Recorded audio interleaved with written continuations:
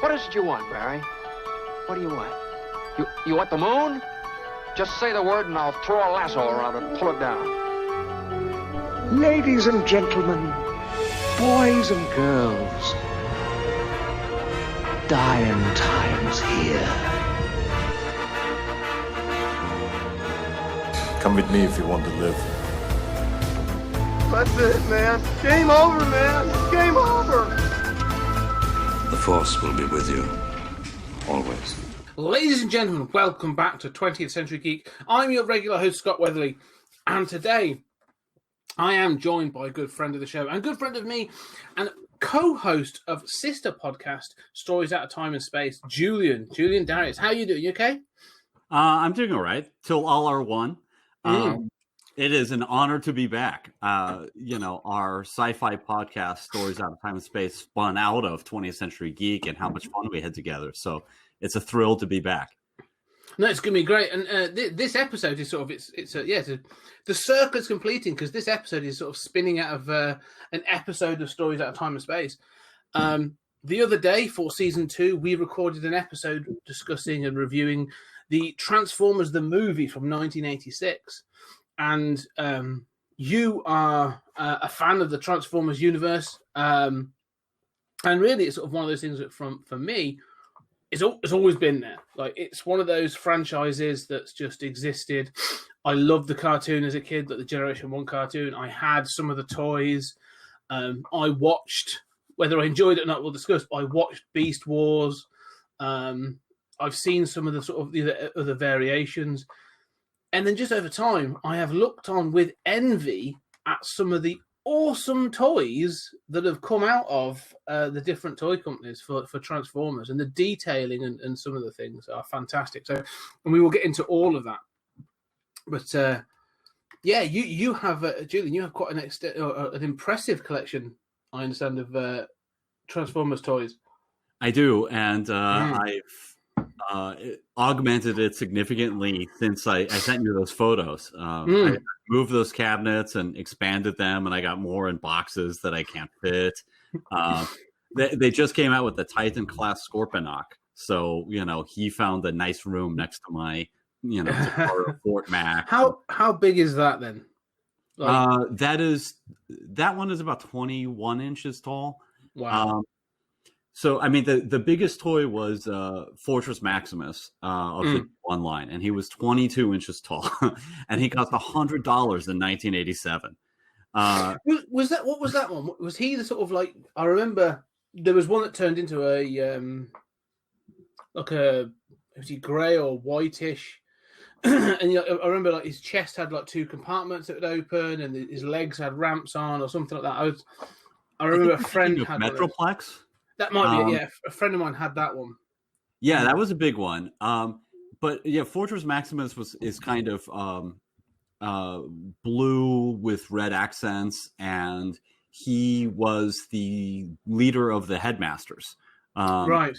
So he has those like torso guns that stuck out, and he had the Russian nesting doll sort of headmaster effect, where the other guys had a robot or a Nebulan partner who would flip up and transform into their head. And Fort Max had a regular sized Transformer as his head, who itself had a regular sized headmaster. Wow. Yeah, that's the thing. That's what I'm saying. Some of the toys on these have been incredible. I mean, for me, obviously, it goes back to 84. Is it when it first started? Yeah. And after we talked about the film, I was sort of thinking back, and I was like, well, I definitely had an Optimus Prime, and I definitely had a Grimlock. Those were the two I can remember having. And I was trying to think like, with any others. And I've said I know friends had. We talked about the fact that I had a friend who had a Megatron, and it always baffled me how like Megatron was a normal sized gun, yet like Optimus was this little dinky truck.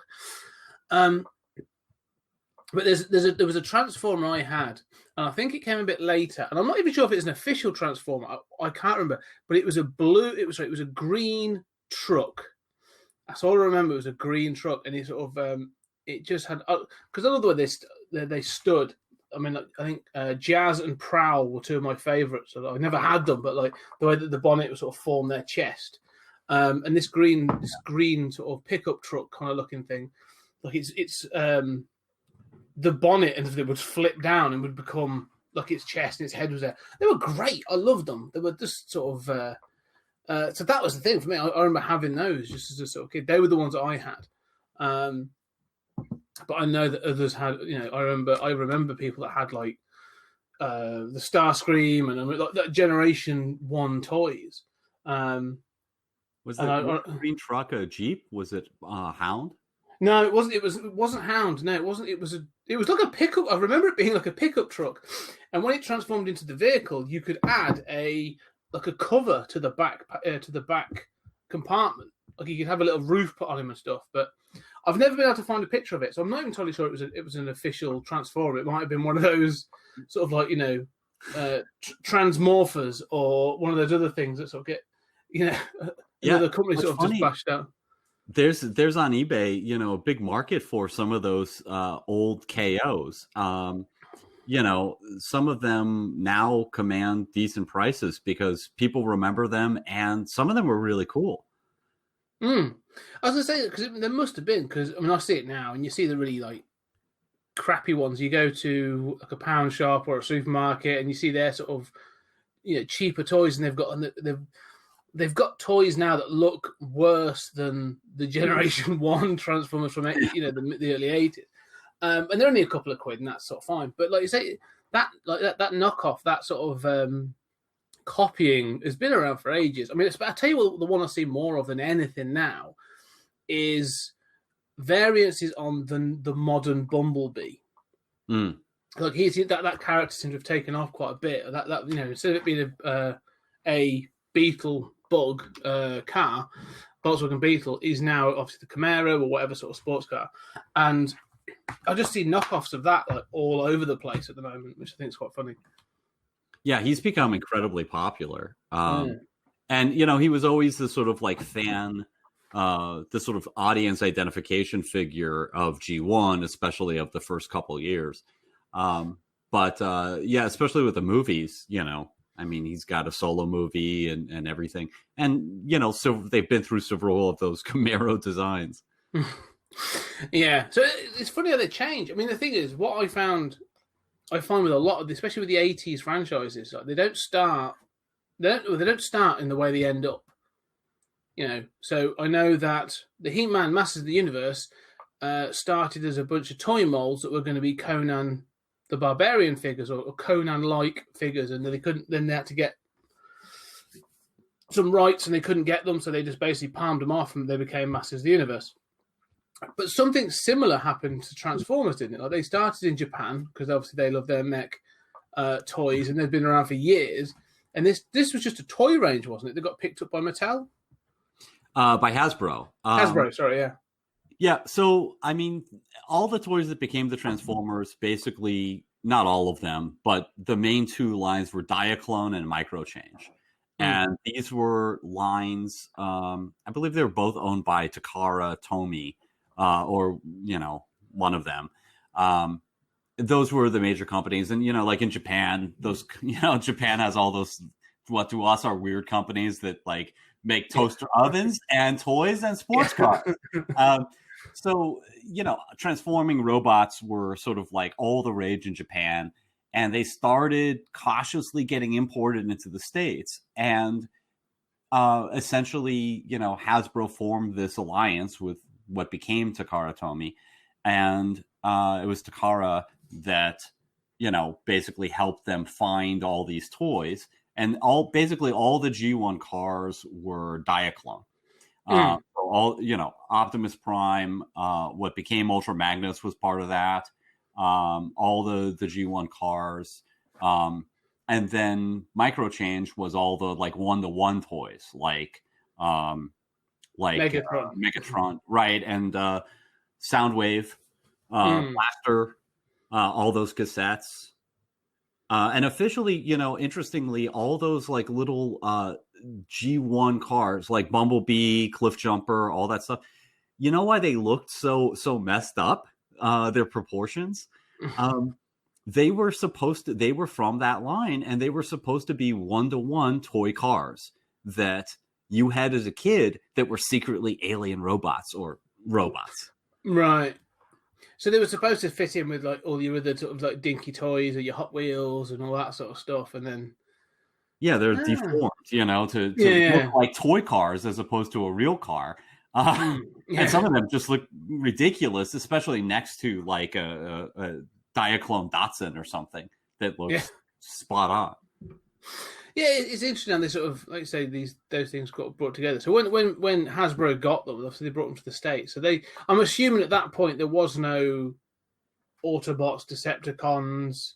They just had a bunch of toys, and we're like, okay, now we're going to flog them. Or was it right now we've got to give them a lore. Now we've got to give them an origin and a sort of a story in order to sell them. Or did that come later?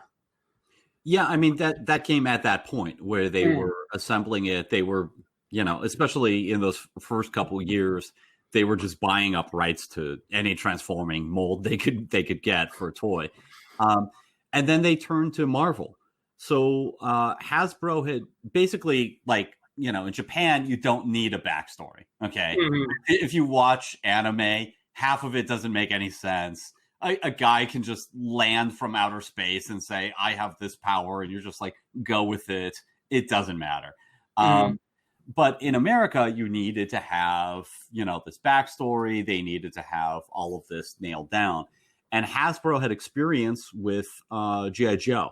So they had turned to Marvel to make G.I. Joe real. So, G.I. Joe launched in 1982, and they went to Marvel, and I think it was Marvel that even said, like, so who do they fight?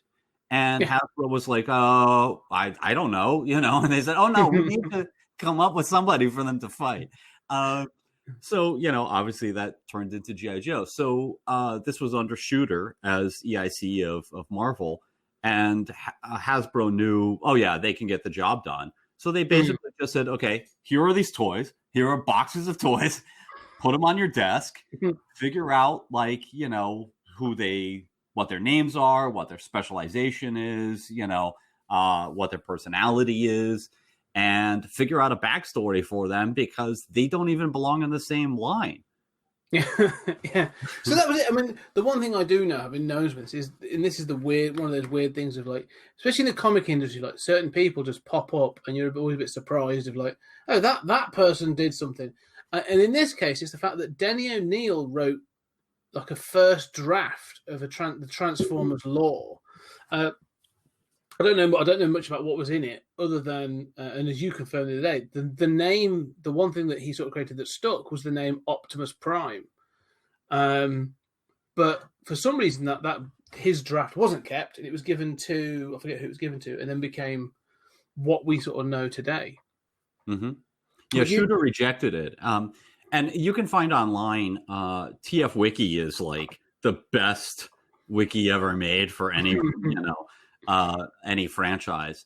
And it's filled with details. If Wheelie from the movie, the entire page for Wheelie is in rhyme. Excellent. I mean, it's insane. It's a fantastic wiki. They've got a lot of details about stuff like this. But yeah, I mean, Shooter's talked about this, that basically, like, O'Neill's draft, while obviously it's Danny O'Neil. I mean, Danny O'Neil is a genius. Mm-hmm. Recently, unfortunately. But it was not what this action toy line for boys needed. And Bob Budiansky, who became, the head writer on the early Transformers, sort of said, hey, I'd like to have a shot. And he was sort of mostly an artist at the time. And Shooter said, hey, go for it. And it was basically like the whole thing was like done over a weekend. It was just like, okay, what am I going to name this guy? What am I going to name this guy? And, just you put together a file. It's like, okay, impetuous, likes trees or whatever. And then you run it past Hasbro. And I remember one of them was going to be named like headlamps or something, like headlights or right. High beam. And it was vetoed by Hasbro because apparently that was slang for a woman's breast at the time in like Chicagoland kind of area. And Hasbro's like, no, don't use that name. Yeah. Okay, so really, so that was the sort of the that was the start of it. Because I mean, like, that's the thing. The thing I was fine with the Transformers, with any of these things actually, when it's with all the sort of these toy-based commercial franchises of the 80s, is that actually they put in quite a lot of effort into creating the sort of the lore and the world. So when you do pick up the comic in particular, Marvel then did initially, I think it was going to be a 4-issue run, wasn't it? And it was like, oh, it's doing really well. Let's carry on. And in that, like 4 issues, like, oh no, sod that. In that first issue, which I reread last night, that first issue, it is chocker full of like information.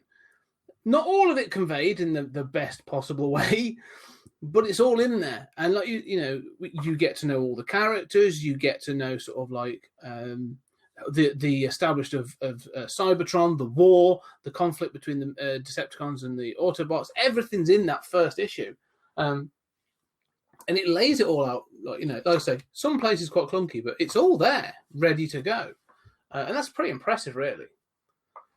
Yeah, and I think that's what Marvel was really good at, especially under the Shooter years. A lot of people hate Shooter, but he was good at this kind of stuff, and.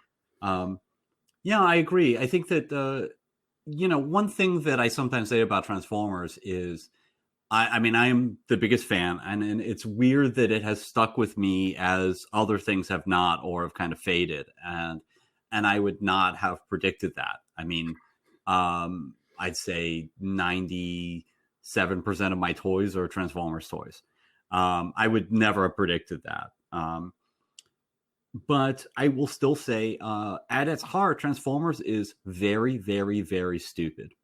And what I mean by that is, obviously I love it. There's tons that I love. But at its heart, it's about getting 2 toys in one. It's about you get a car, or a plane or whatever, and you also get this killer robot. And you can, you can do too. And sometimes I'll look at a toy and I'll be like, yeah, that's an awesome jet, but it's just a jet, man. Like it doesn't do it. I guess it's got a detachable missile, but like, it doesn't turn into a posable robot. So, I mean, there is a way in which even today, it's sort of like concept first, right? Like that legacy of just giving those toys and then you say, all right, what do I come up with for this? And I kind of like that. And it sort of reminds me of like, how like in the 60s, the editors at DC would sort of say, okay, here's your cover. Now, Julius Schwartz would just say, here's your cover. Flash is stretched out like putty. And there's a wizard standing over him, spinning his putty body onto a stick. Write that story, dude. Yeah, go figure it out. It's so artificial, right? But it works, and I love so many of those comics. It's just like, all right, now we got like a space shuttle transformer. What's his deal? And you kind of have to come up with. I love this sort of challenge of like, how do I come up with an explanation for this absurd concept that just exists because this is cool? It's not the way that you would tell people to write, but it's fascinating to me. Well, it goes to show it's a different sort of ethos, isn't it, for these different things? Because like I say, because now when you look at the modern runs on, especially IDW, like they sort of have shepherded it through, almost like with what I'd say would be like a character Bible. Like they've clearly sort of created a blueprint of what the modern Transformers universe is, right down, like say, from the origin of the species, as it were, through to what the Civil War was created, what caused the Civil War and all sorts of things. Like, they've gone to a lot of detail. They've taken it to that next level. But I kind of like, and that's great, and I enjoy it because it gives you the lore and the mythos and everything, especially this whole thing of like, I don't know about making Megatron sympathetic, but they've definitely given him more of a justification than just being evil, like like he was in the old days. But I do love this idea, though. There was this incredibly 80s of just sort of saying, like, cool idea, make it work. In that, it's that's what all of them were. Like, you look at all those sort of the franchisey things. Like Thundercats makes no sense. If anything, like you really dig into Thundercats, like there's some real problems. Like I'd forgotten, because I've been digging into a couple of them recently. I'd completely forgotten that Lion-O is actually just he's a child in a man's body. Yeah. That's weird. They're all naked in the first episode till they're given clothes. That's weird. So, it's sort of Masters of the Universe. Same thing. Like He-Man and Adam, it's worse than Clark Kent. Like he literally looks exactly the same. I think they were just distracted by the furry pants or the pink top. But yeah, I kind of like the balls of it. That it's just sort of saying like, no, crazy idea. Let's just go for it. Yeah, I mean, and as a writer myself, I sort of have experimented with this, and I kind of love it. There's a joy of like saying, like I want to write a story about X. Like I have this character in mind, like it shouldn't work. And then in my case, I think, how do I make this logical? How do I make this work? What are the implications of each choice along the way? And they were not writing at that level on Transformers, but still it's like, hey, giant robots that combine. Let's come up with a reason for that. But I like the fact that they say that the way that they've that mentality is like clearly continues, because the first range, that first wave, especially in the comic, when you look, like you say that the Autobots in particular, they're a bunch of vehicles, and so when they crashes on Earth, when the Ark crashes on Earth, and it finally reactivates and it scans the world, and this is done really well in the cartoon actually, which we'll get to. It's sort of like, you've sort of seen them in their space version, on their Cybertronian version. I mean, Bumblebee's actually a really good example. Like, when he's on Cybertron, he's like a little triangular shape, or he's similar size, but it's a very different shape. Comes to Earth, the Ark scans something, it scans a beetle, and he becomes a Volkswagen Beetle bug. And the same for the rest of them. It's just lucky enough that they all seem to be scanned for the right size. And the same with the Autobots for the most part. There's some sort of like odd ones. But again, I love the fact that they've gone, that makes sense. And then they've gone, robot dinosaurs. We need robot dinosaurs. And you sort of go, but that doesn't make any sense. But we don't care. They're called the Dinobots and they're awesome. Right. Yeah. I mean, how awesome are the Dinobots? I mean, I love the Dinobots, but they don't make any sense, right? No. There's been attempts to come up with like Cybertronian modes for them and stuff. But it's like the Ark crashed 4 million years ago. There weren't any dinosaurs on the planet then, man. What was the Ark? Also, the Ark is scanning. I don't know. There are a few ideas of that original sort of that first comic and, that the original idea of the Transformers that I really liked. Mm-hmm. And I should say that I was a huge GoBots fan at the time. And I still think that the GoBots toys overall were made better. And one of the advantages that Transformers had was that it had a great variety of different sizes. So, your neighbors had, Megatron or Ultra Magnus or, one of the bigger guys. And, or God forbid somebody had a Fort Max in, 87. It was like, he was going to be the most popular kid, right? And so there was that kind of, they were more expensive. So that was an issue for me as a kid, that I could not afford, these toys. But it's one of the things that I really liked about the Transformers, especially compared to GoBots, was that I always felt like there's implicitly the Autobots were the underdogs. Like, in GoBots, the bad guys are the renegades and the good guys are just like, we're in charge, man, and you're the rebels. It's like Star Wars, the rebels are cooler. And in Transformers, there is this implication that kind of like Megatron started the war somehow or whatever.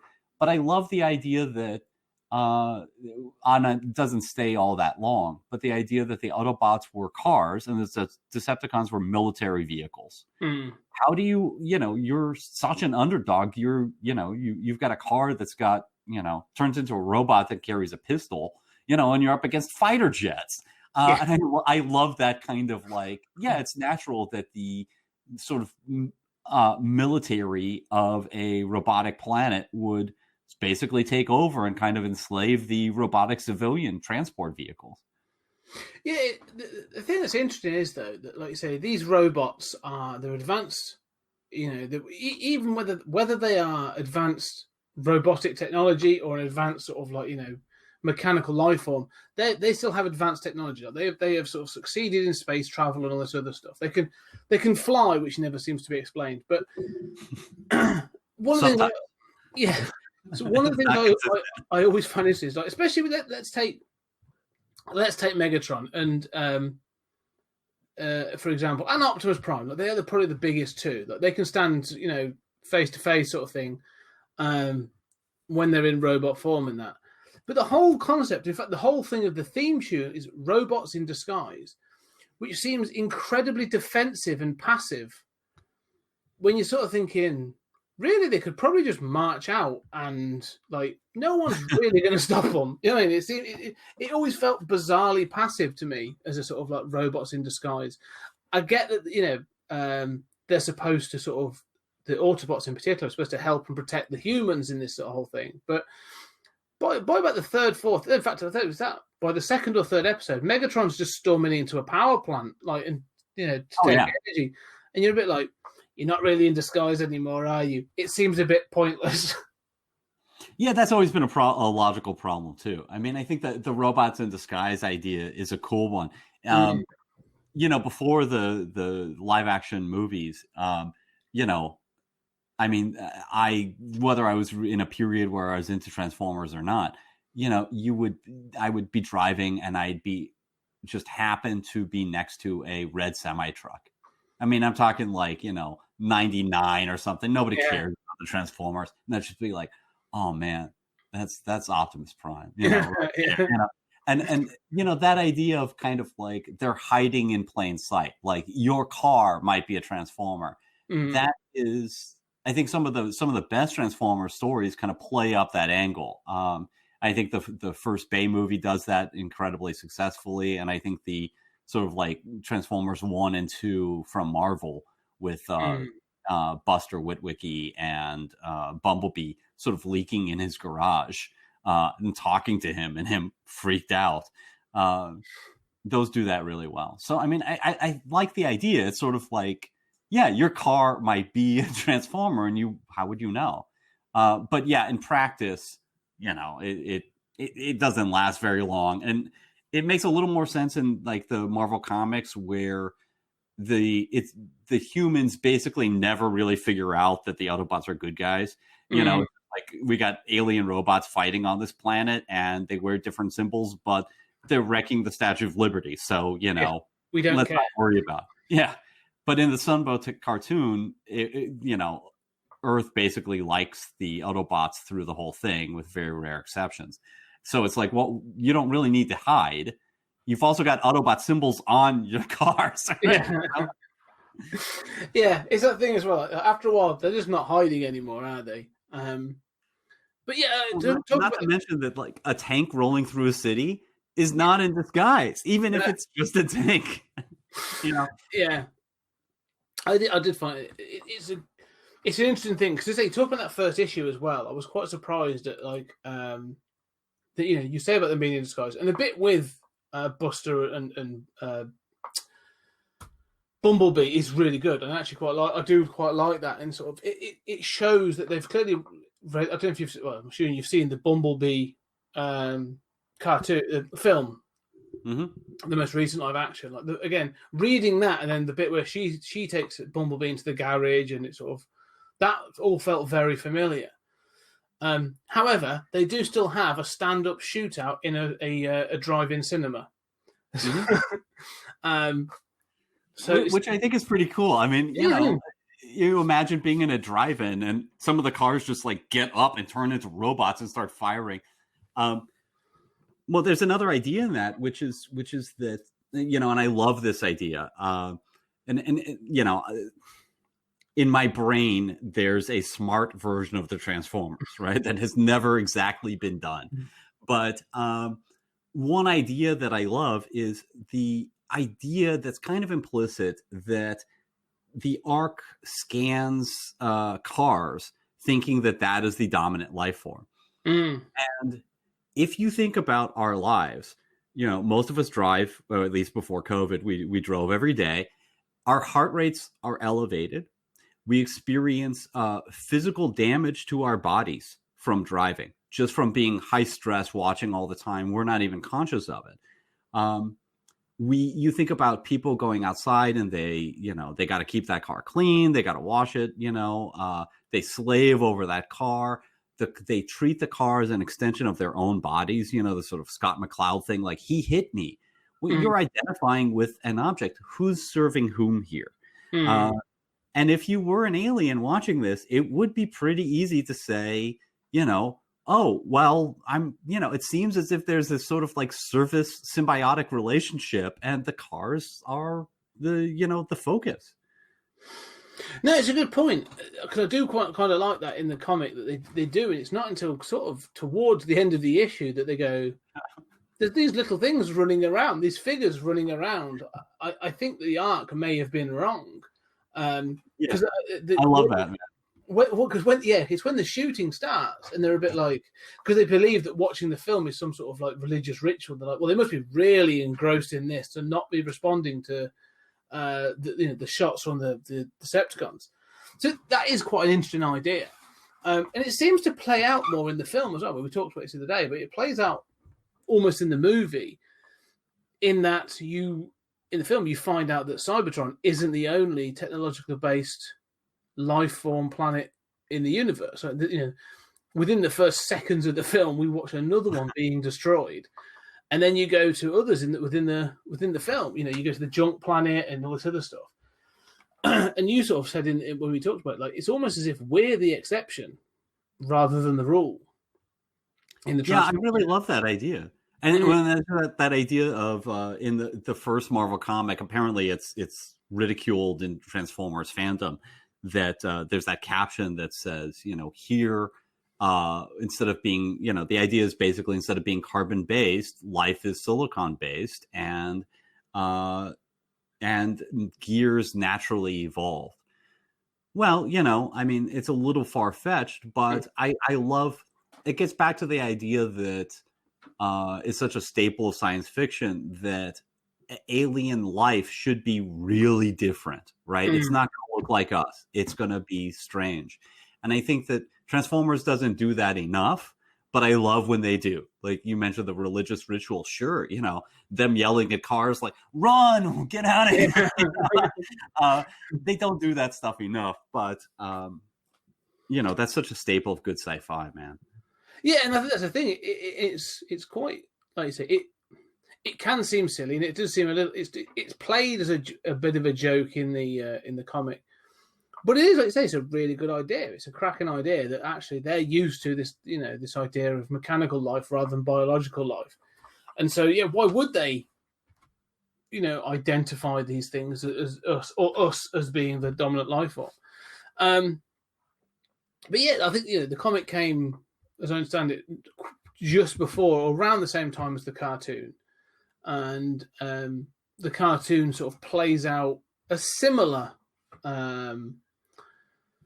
opening arc, doesn't it? And sort of, one of the things I'm curious about is there a fixed continuity? When you and I have talked Star Wars extensively in the past, and you have like, the film canon, then you've got the sort of the legends, which is all the older books that sort of, and they sort of mix and match. Then you've got comics, which is obviously the Marvel years and blah, blah, blah, blah.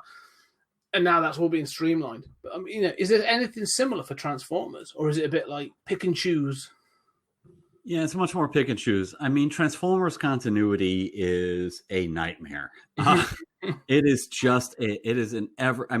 you can look at a chart of it, and it is just the most sprawling, complicated, incomprehensible thing imaginable. So let's say G1 Transformers. The simplest thing is like the cartoon, right? Mm-hmm. So you have 3 seasons in the US, then 3 episodes of a 4 season and the movie. There are contradictions in there, but that's essentially one thing. In Japan, they said, we're going to ignore that 4 season, and we're just going to make a new show, The Headmasters, and then that's going to become Super God Master Force, and that's going to become Victory and be capped off with a animated movie Zone. So all of that is the Japanese G1 continuity, which contradicts both itself and the American continuity. That's relatively simple, but in Japan, they didn't stop there. In Japan, all of the manga is part of that continuity. They still are making manga set in that continuity. There are multiple timelines. There's all this stuff, all of like Binal Tech happens in like, some of it happens in the 90s. Some of it happens after the movie. I mean, Galvatron gets, thrown to Earth and exploded, and his cells are, we're talking about this is happening like between seasons and between episodes and stuff. It's unbelievably complex. But then just look at the Marvel G1 continuity, right? Forget that there's Dreamwave G1 and, there's Armada Comics, and just forget all of that. Just looking at G1. Marvel continuity, do you take the Marvel US continuity? All right, well, they did. Marvel US has Transformers movie adaptation. That does not fit into the continuity. Absolutely is incompatible with it. Except it is clearly part of the continuity that happens in parallel universes. So you've kind of got to know it. And then do you incorporate the Marvel UK stories, which are problematic, and some just have like the whole Earth Force stuff at the end doesn't fit anywhere. And you have all this mirroring. So like Optimus Prime dies in the UK, then he comes back, then he dies again, because then now the US stories are coming in. So that's a mess. Then do you include, you've got all these stories in the UK annuals that don't really fit. Then do you include Generation 2, which has a few UK stories as well. Then they produced Regeneration 1, which was a 20-issue continuation at IDW of the original series that ignores Generation 2. So that's another branching timeline. And now they're publishing, which I'm loving, Transformers 84 miniseries that sort of retcons all the origins, problematically for some people, because, Optimus Prime's kind of a dick. But I'm loving it. But is that part of, that universe? I don't know. I mean, it is a wild mess. That's kind of fun, though, isn't it? Like you say, I do kind of like that. And I think, as you say, in fandom, you get kind of used to that, and it can be quite good fun. But I read because IDW didn't seem to help themselves, because I read they've got the big oversized hardbacks, haven't they? The big sort of omnibus editions. I haven't got a physical copy, but I got it was on sale. I got it Comixology, and it says for the first time ever in chronological order. And I was like, oh, so what order were they released in? And then when you look into it, like, it has a thing that explains it and says, oh yeah, this will lead up to like Hail Megatron and da. But this one was released first, but it's actually third, and then you got this and that, and then they've got these like spotlight issues that fit between them, and you're just like, oh my god, I'm glad I'm reading it in this order, because it explains it. Like if I was collecting this as a monthly, or like it's a series of mini-series, if I was collecting this, I'd be lost. Oh yeah, well, and specials too. And I got news for you, man. Even those omnibus collections are not in order. There's stuff later that was published later after they started those that gets put in, a later volume, even though chronologically it should be. I mean, there is a definitive reading order. Yeah. But we're talking about like 320, issues worth or something of those specials and annuals, and there are all these like, miniseries that are the origins. They went back and did so much in early Cybertron before they ever get to Earth. I mean, I think it's like, it's multiple. It would be multiple omnibus editions before you ever got to Earth if they did it entirely chronologically. So, I mean, and that's cool. But I mean, those stories contradict each other too. I mean, I don't know. I mean, they've done awesome stuff. I mean, they did a Victorian Transformers. There was like Hearts of Steel, where you've got like Optimus is a locomotive, and Shockwave is an ironclad. A third party made toys of these. I have some of them. It's amazing. So they did steampunk Transformers. Yes. The thing is, the one thing IDW have taken a lot of these sort of franchises. I mean, the big three that they've taken. Well, no, they've done quite a few actually. Of these 80s things that they've really run with. I mean, Transformers has been one. I love what they've done. I say that first collection I read, and I've read some of the little mini series and stuff as well. They seem to, the art's always fantastic. The stories are good, the action's good. So I've really enjoyed them. But I say Transformers, Ninja Turtles, they've done great work on. Their Ghostbusters run has been just absolutely phenomenal. But then they've also done like G.I. Joe, and they did like My Little Pony, and they just take these things and just turn them into something completely awesome and something different. So you got to applaud them, I think, for doing that and really sort of shepherding them in and taking care of them. But also, let's say, maintaining then the sort of the slightly mental continuity that has existed in the past. So that is quite cool. They have done quite a good job. But one of the things that we've sort of talked about before, and I think it's really important, is we've talked about Gen 1, and everyone will always come back to that the main ones. You talk about Optimus, you talk about Megatron, Bumblebee, Ironhide, Prowl, and all those ones that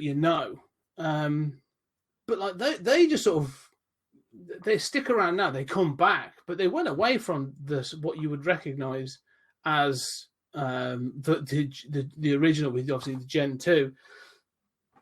And we talked about the movie, so go check out when it's out. Go check out Stories Out of Time and Space for our opinions and feelings on Transformers the movie. But beyond that, you get Generation 2, and you get Rodimus Prime and Talk and all those RC and how long did they last for? Like it's about a season and a bit. Yeah, that was the third season that was continuing from the movie. So, I mean, like the first two seasons, I mean, basically, if you think of the toy line, the first year, 84, was basically like Megatron, Soundwave, and the cassettes, and the Seekers, right? The original 3 jets. And then you have the cars, the mini cars, Optimus Prime. It becomes a huge hit. And then, for the next year, there's just like, how many molds can we get, right? And you get the Constructicons, the first Combiner. You get Jetfire, the first jet for the Autobots. And then you get, more expansive mini-cons with like Power Glide and Cosmos and stuff like that. And that was really, the 85 was really the year of combiners. So you get like, Menasor, you get, like the Stunticons, the Aerial Bots, the Combaticons, Protectobots. Those all, 4 combiners all come in that year. And in the comics, it was a big deal. And then 86 is the year of the movie, and that's when all of a sudden the whole line changes and it gets into futuristic cars. And there's, it's always inconsistent. They're still importing Ultra Magnus, which was part of Diaclone. But for the most part, like Cup and all those guys, they turn into futuristic things. Cyclonus turns into a futuristic plane. He's not an Earth plane. And that really changes what Transformers was. And then, the next year sort of keeps that going, and introduces Headmasters and Target Masters, and the idea of sort of human-sized guys, whether, they're human or Nebulan or, aliens or tiny Transformers, depends on what continuity you're in. but they transform into the heads or they turn into the guns. And then the following year, you get Power Masters, and they adapt that so they turn into the engines that actually would allow the toy to transform. You can't transform it until you've plugged that engine in. It hits a little latch, a very simple gimmick. So then they really start with gimmicks, and you get Pretenders, which I was not a fan of, and they're sort of like organic shells around a very sort of simple kind of crummy transformer inside. I was not a huge fan of them, although now I look back and I like some of the designs. I'm like, Submarauder, like he looks badass. Pretenders is a weird one because I remember those. I can remember this coming out, and I remember being incredibly disappointed. And I was just like, "Oh, like it's just a you put something over them." So like, yeah, they were an odd one. But let's say it got odd. So I can remember the headmaster sort of like on the and all these bits and pieces. I think this is when I sort of lost interest because I was all about the original G1 lineup. And as it diversified, I think that's why I sort of like couldn't keep up. I liked some of them, but not others. And so obviously it was ended then because did it go away for a time? Well, what's interesting is it never went away. It went away from our perspective, and it's different in every country, right? So like my perspective was, the comic ended with issue 80. I was sort of following it to the end. Took a year off here or there or something. But and by then, like you're getting into, you've gotten into, the micro machines, they sort of, that was popular. So they miniature, and it was like Transformers have a problem with scale anyway, right? How do you have Optimus Prime next to Starscream? Optimus Prime's trailer is longer than an F-15. I mean, this doesn't make sense. Yeah. If you have a Devastator, like that toy is like 8 inches tall or something, Optimus Prime can knock him down. Like that's not the way it's supposed to be. But then you get those micro masters, and they're just like, it's a cool idea, but it doesn't really belong in the same line. And then they did like Action Masters, which were non-transforming. So, I mean, they really milked it. It went on for a while. But when it ended in America, it didn't end in Japan. And they kept right on going. They had, there's a thing called like Generation 1.5, where like Europe got some molds that we didn't get. Europe was a little behind America in terms of getting some of the original molds, but then it lasted longer. And then they did G2. They tried to like bring it back with a few new toys and mostly like remolds. And basically that comes right up until Beast Wars. They're still doing stuff, just not necessarily in America. And I think it's because the cartoon disappeared and the toys disappeared, certainly from, in my experience, they disappeared from the shelves for a period of about 4 years. And then Beast Wars comes in. Yeah, I was going to say, because same for me. I thought it just went away. Like there's no, even then you don't look back and think, oh, it's carried on somewhere else. I was very much like, it's gone. The thing's over. The cartoon is gone. The comic had sort of was winding up. The toys had sort of gone. You were moving on to whatever the next fad was. I don't know, Pokemon or Pogs or something like that. And TMNT was the big one. Yes, that's Ninja Turtles, which obviously sort of took off in sort of the late 80s, early 90s. And then, like I say, Beast Wars. I remember Beast Wars coming on TV. My memory is it was on children's TV in the UK, and all I remember seeing is, and I can remember quite vividly saying that Transformers is back, and I was like, oh, wicked, and it was going to be computer animated or something, and then you watch this thing, and I was like, what the hell is this? Like, Optimus Prime's a gorilla. Starscream's a raptor, if I remember rightly, and it was not on Earth. They appear to be on another planet, It is Earth, but I mean, it doesn't make sense. Yeah, it's a very. It's got like lava. I'm sure having like lava thing in it, and yeah, I don't know. What's the sort of what is Beast Wars? Well, I mean, I had the same reaction to Beast Wars. I mean, because I grew up with G1, and the weird thing is we had tons of animal forms, but they were robots, right? I mean, we had like, who doesn't love Ravage, right? He's a jaguar that turns into a cassette tape, and he looks so badass. He's beautiful. There's Laserbeak, Buzzsaw. We had the Predacons, that turned into like, bulls and stuff. And I even like the Seacons that were like a squid, robotic squid, Yeah. But there's something about seeing them in organic forms that sort of threw me. And the other thing is the CGI. I mean, it was one of the earliest entirely CGI shows. Reboot had come out. Reboot.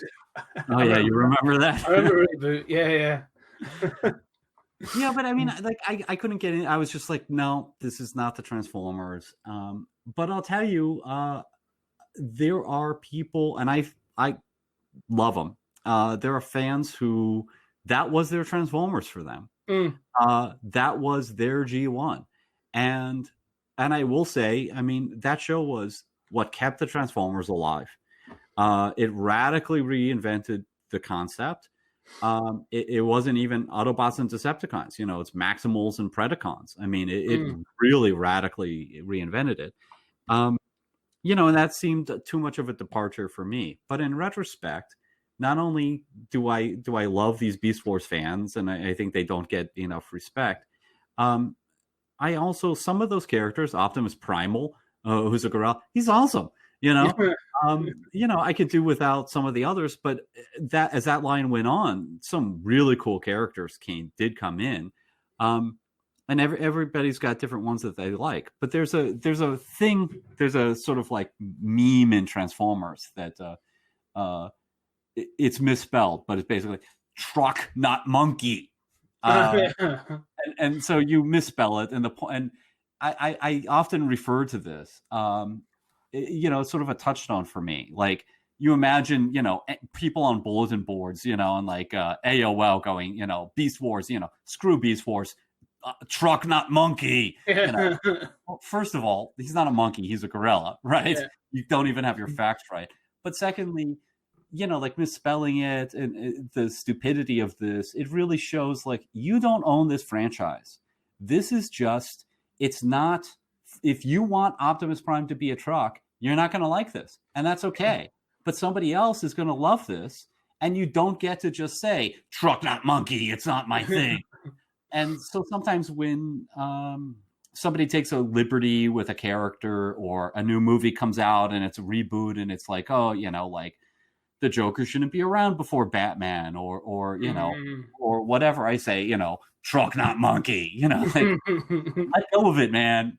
It doesn't matter. Yeah, I mean, are they separate continuities, or is it supposed to be do they exist in the same realm, or is it a completely different thing? That is as with all continuity questions with the Transformers, that is a difficult question.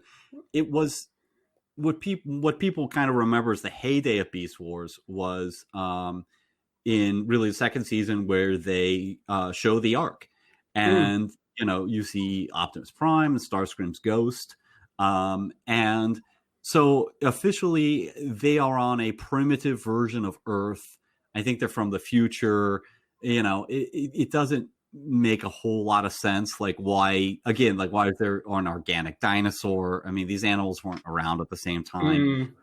They changed the conception of the show while they were creating it, but officially it is jammed into the G1 continuity, although you could just as easily say, well, there's some version of G1 out there, but really Beast Wars exists on its own. So I don't know. And then you say, what about the Japanese shows? Oh yeah, exactly. Yeah, see, it is all quite malleable, then, isn't it? It can sort of fit together, and because the thing is, one of the things is, like, knowing we're doing this, I checked out some of the different iterations that it has formed in animation, and they all have a really different tone. Beast Wars is Beast Wars. Beast Wars seems like visually quite dark. In not just tone, but like visually, it looks quite dark. And then you get later ones. I know you've had like Armada, which seems very sort of more anime. Yeah, anime. Yeah, it feels much more like an anime sort of style, which is quite cool. And there's some good. I love some of the character designs and stuff in it. And then you get the movie versions that start to influence it, and you get. But you got kid versions. Well, they're all kid versions, but like you get like young kids version with rescue bots, and then you've got the more recent versions, and I forgot what they're called now. But there's a couple of more recently. They seem to be coming out quite quick. They sort of go, oh, another one, and they've all got a real different tone, but they're all of an essence. They all keep that same essence. And they're all probably going to kill Optimus off at some point because you said that's a bit of a trope. But the one I was most interested in, we'll go back through the history again in a minute, but is the most recent iteration that I saw was Netflix have done a computer animated anime, Cybertronian War. It's a trilogy, and this is just the first part, like first 6 episodes, called Siege, and it really seems to stick to. The IDW sort of ideas, that this thing of Megatron was a slave, or there was a sort of a slave class, or almost like a working class of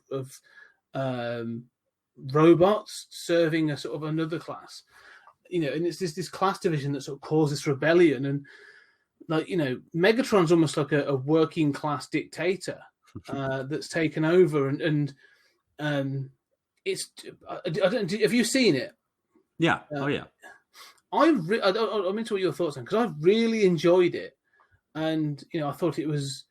It's great that it patches into the fact that they when this rebellion started, they were all on the same side, and it fractured, and this thing of Megatron, and I'm going to be spoilers for whoever's listening to the podcast, but Megatron and Ultra Magnus at one point have a confrontation, and you find out that they are sort of they both started in this working class and all this other stuff. It's really well done.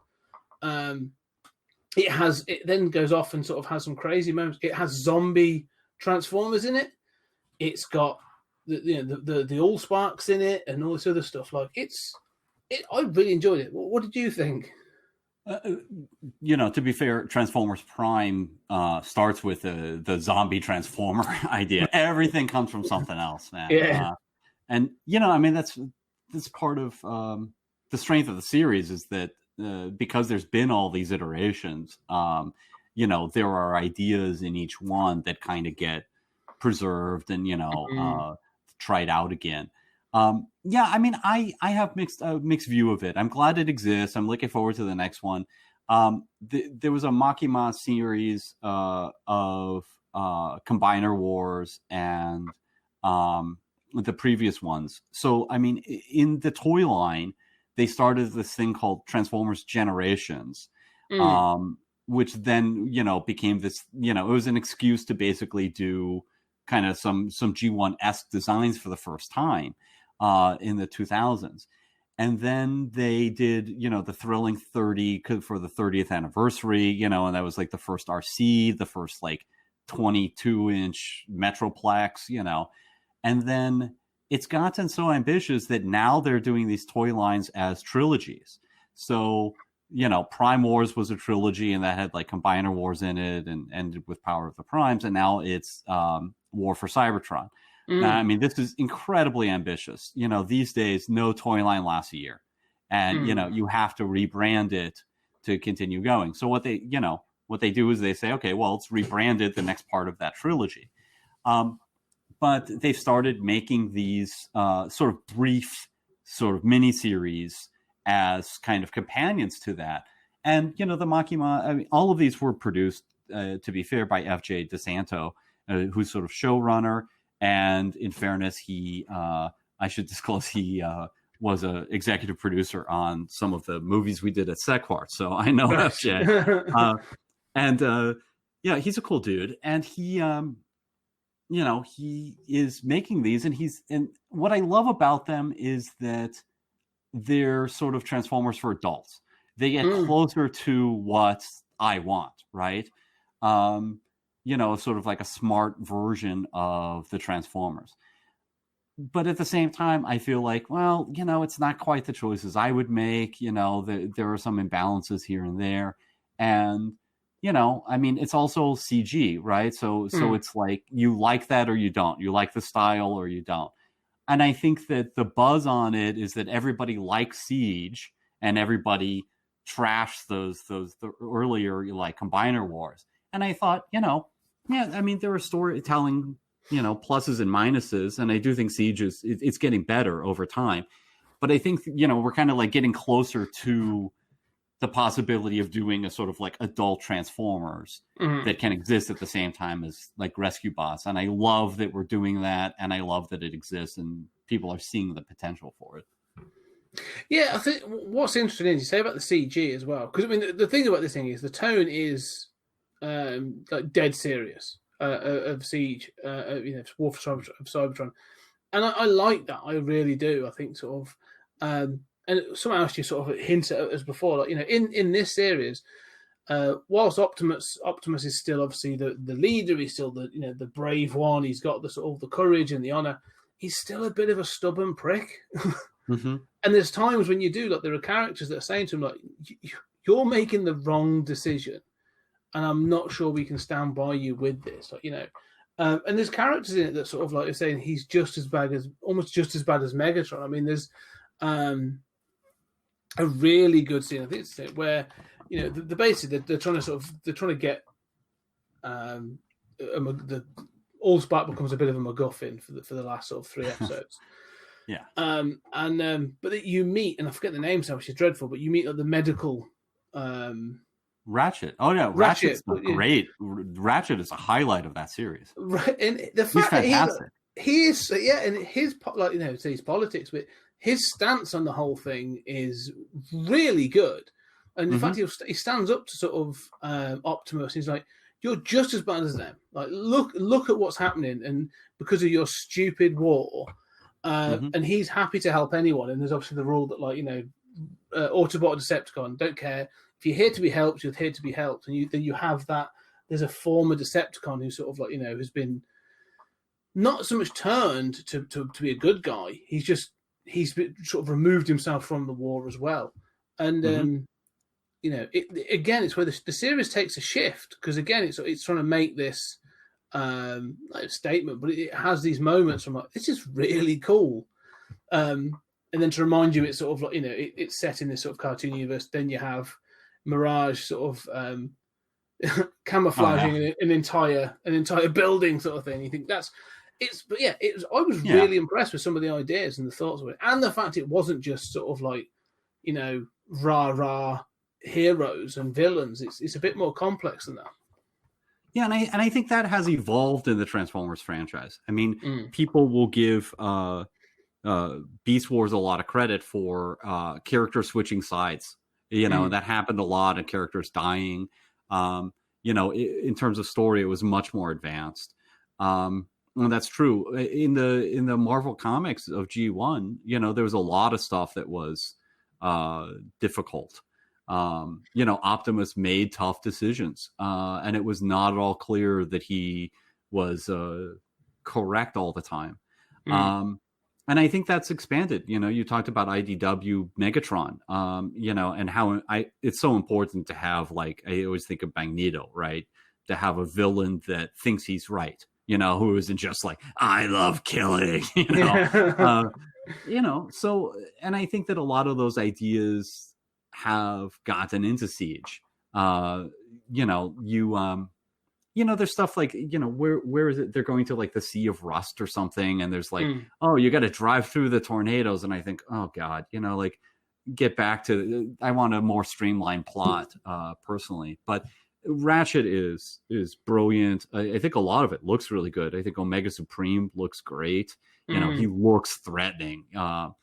Yeah, so there's a lot that it does right, and I think those mature themes are things that, you know, we Transformers fans know, not necessarily that version of Ratchet, who is fantastic. I mean, you know, I mean, I like the tension with, you know, RC becomes Elita 1 becomes the standout character of that show, which is great. And I think, like, you know, IDW introduced Windblade. There's much more of, across all media, and awareness of the need to not just be so blokish, you know? Yeah. And it's cool that, you know, I mean, okay, well, I mean, I think it's cool that guys can be into My Little Pony as long as they don't make everyone uncomfortable, right? Okay, fair enough. But and it's awesome that, you know, there are characters that girls can identify with and enjoy about Transformers or G.I. Joe, and that we're expanding all of this. And you see the effect in Siege that it is for the betterment of the story. Mm-hmm. Oh, definitely. I was really impressed with how strong the story was. And as you say, like, yeah, because I mean, Netflix has tried to do a couple of these sort of, it's expanding its anime quite extensively. I think, you know, fair play to Netflix for doing these things and taking these on. And, you know, the first 2 of the 3 Godzilla animes were quite good. Third one was a bit dreadful. But the fact they've done this is great, and I can't wait for the next next one. And it obviously ends on a cliffhanger. The one thing about the animation though that I agree with, and something I struggle with CGI versus drawn animation, 2D animation for Transformers. When you CGI something, and you know, it's sort of you are giving it more weight, and it has weirdly, it has more of a texture and it has more of a weight and a sort of a physicality, in the sense that, you know, I know it's a flat screen and these are just images, but they have a 3D stuff, and that they've obviously programmed in and this stuff, so it feels clunky as it should do, because they're robots. So in Siege, like, you know, Ultra Magnus in particular, like, he feels like huge and bulky, and they move with those parts and they accommodate it. But, you know, when they walk, it's walking with these huge, powerful legs of metal. And it's fine and everything, but it also you feel the clunkiness of the robot that reminds me very much of the Gen 1 toys, you know, which is fine because that's what the toys were.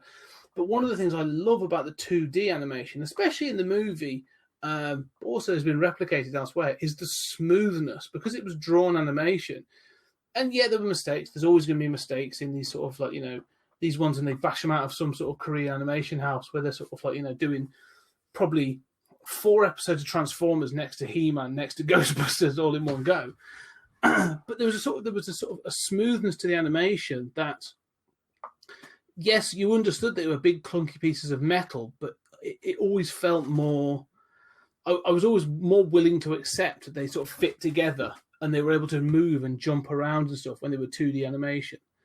And that may be just because of the era that I've watched cartoons in, but I don't know. I'm a huge fan of hand-drawn animation. I mean, I love it. I obviously, you know, watch tons of CGI stuff and enjoy it, but you know, it's really that sort of hand-painted look that I love.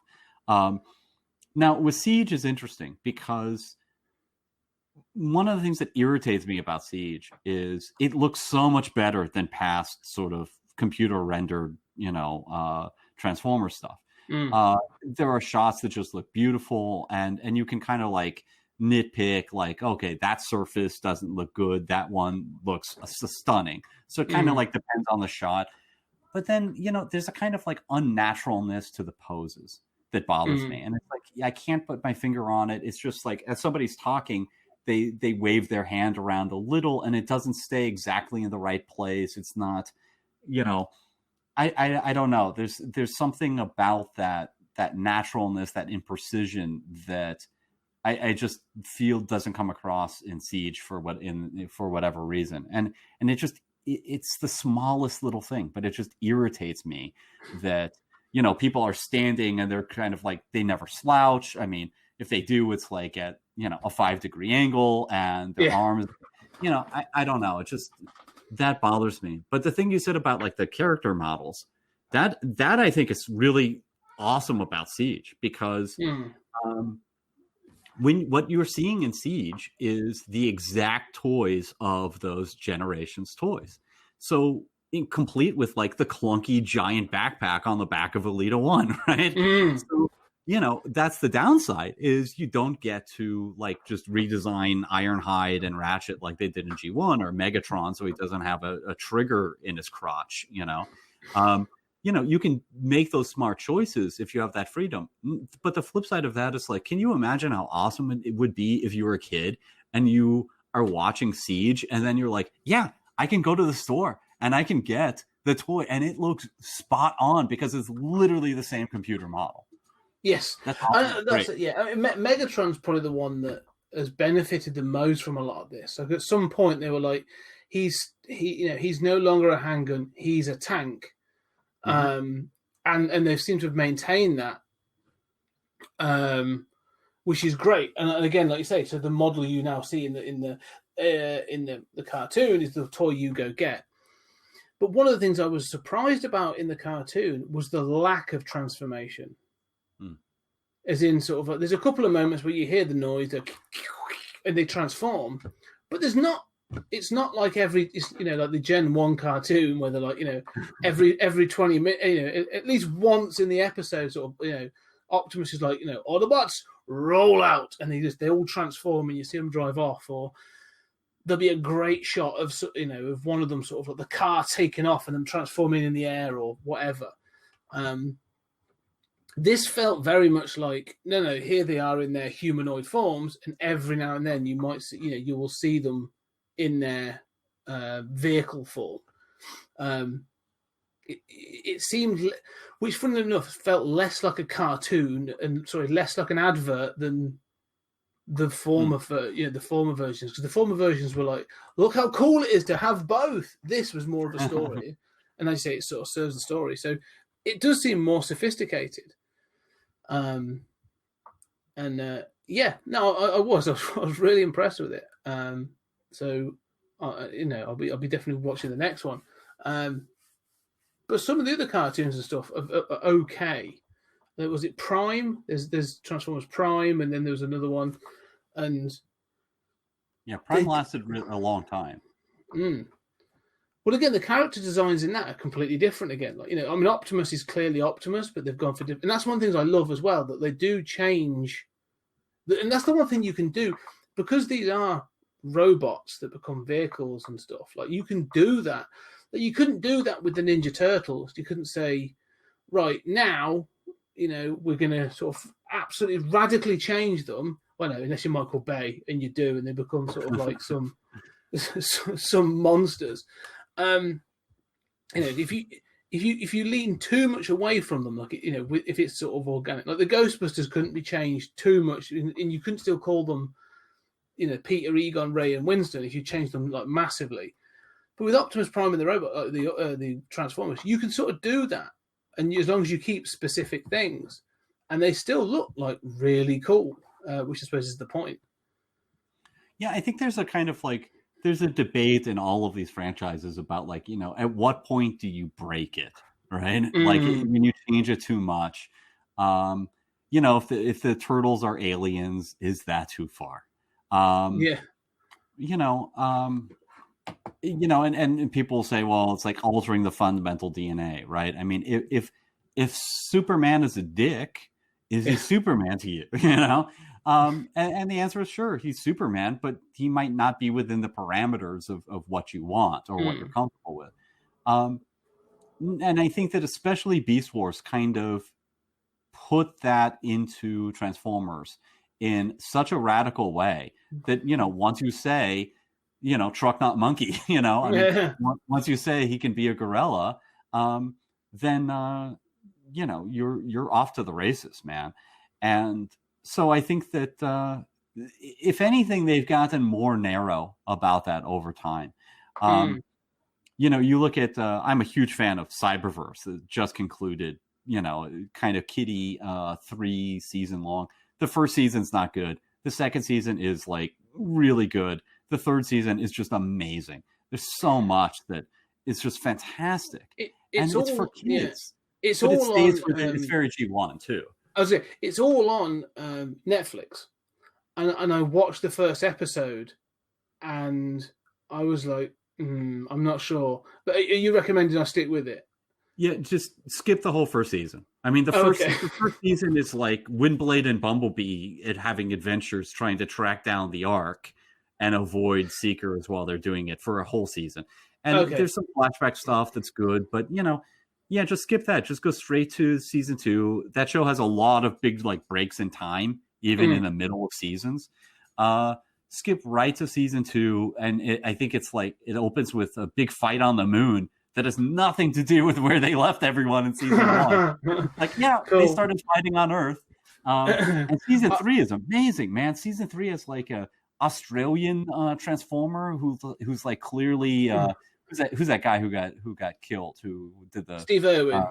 He's clearly like, I'm Steve, he's like, we're alien hunters. And, he does, and all the Transformers are like watching this TV show.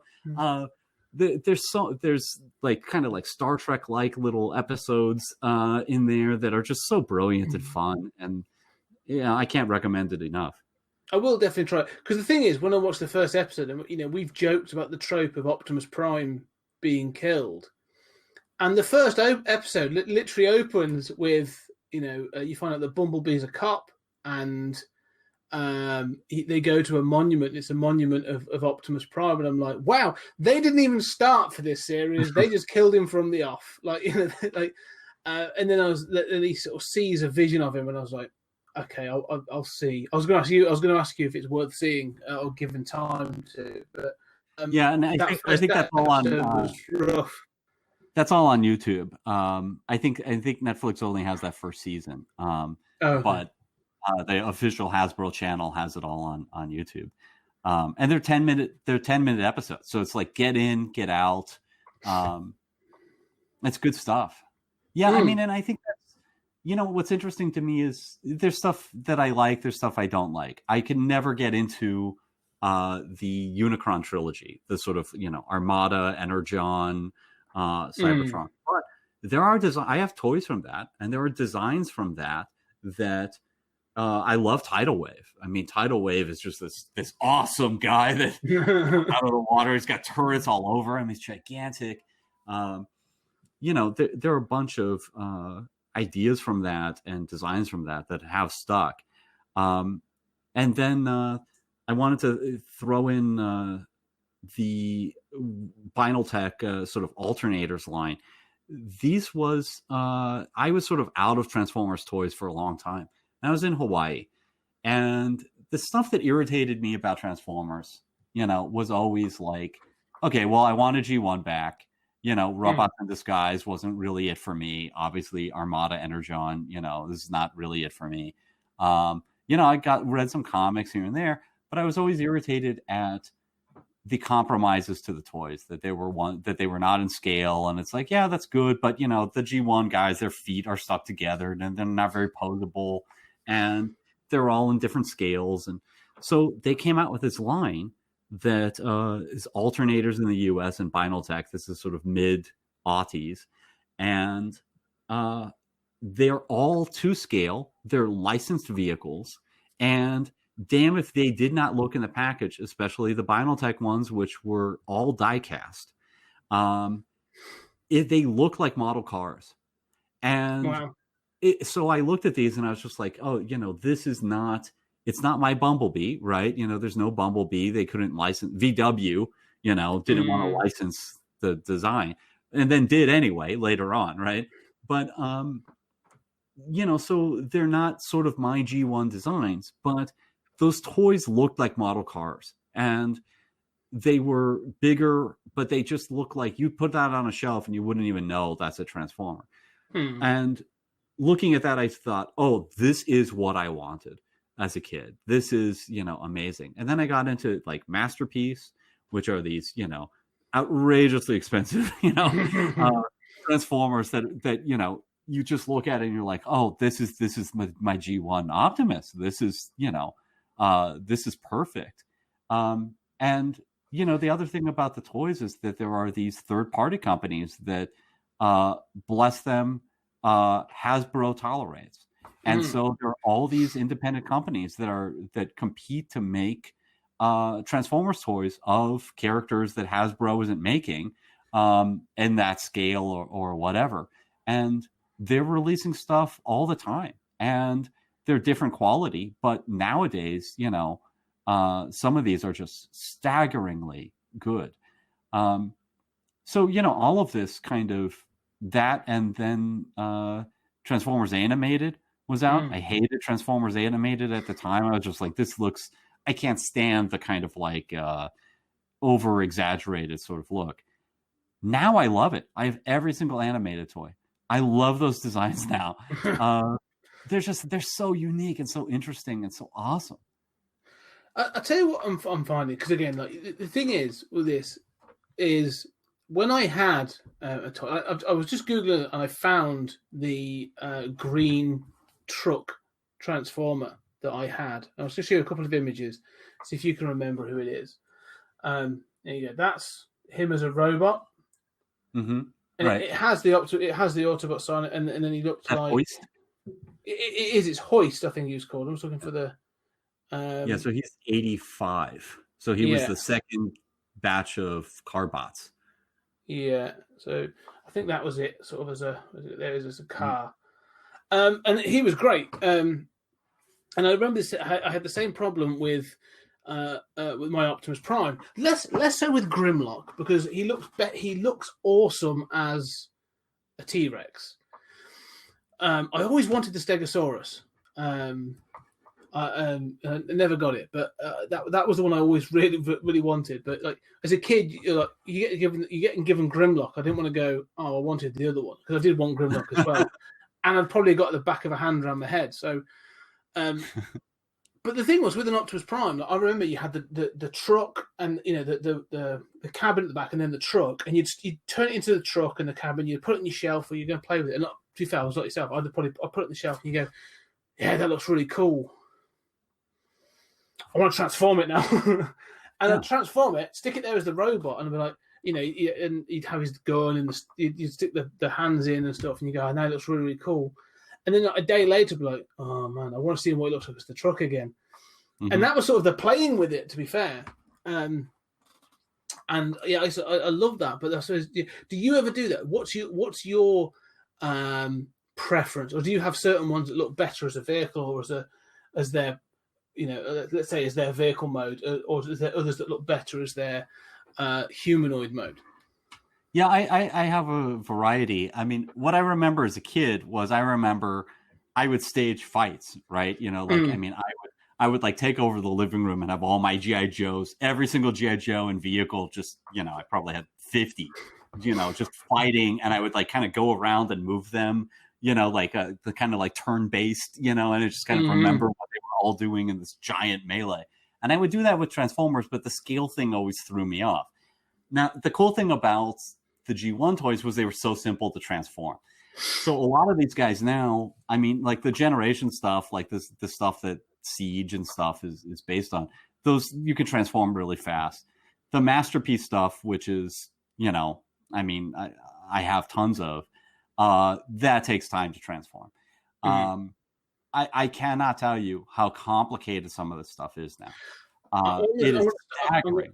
I'm going to stop you there, because I went down not like a massive rabbit hole, but I was looking into this the other day before we even did about the film to see about modern Transformers. I wanted to see some unboxing videos. You get those for some of the Masterpiece things, and I want some of those things. I think some of them are stunning. Like you say, there's an Optimus Prime that I have on I found it on my on eBay. It's sat there on my watch list, and every now and then I'll hover over it and go maybe. But they were showing there's basic instructional videos on how to transform some of the toys, and I was stunned, like you say, at how complex and delicate, like intricate some of this stuff is. this isn't a case of like flipping the head over and sticking the arms around the back anymore. Like these are really the engineering that's gone into some of these is incredible. Yeah, I mean, and I love the engineering, and sometimes you get one that's frustrating or even that breaks, but or doesn't tab in quite right, and it's just kind of like, oh, I got a little bit of a gap here. But then you get ones that just their engineering is just, you sit with them I will sit with them for a couple hours and just, see how one shape that looks completely different than a leg turns into a leg. Like Unique Toys Peru Kill was like that, where you look at this car and then you look at the robot and it looks like a Jack Kirby crazy robot. And you think like, like maybe that's a car's lights, maybe that's like a split half of the bumper there.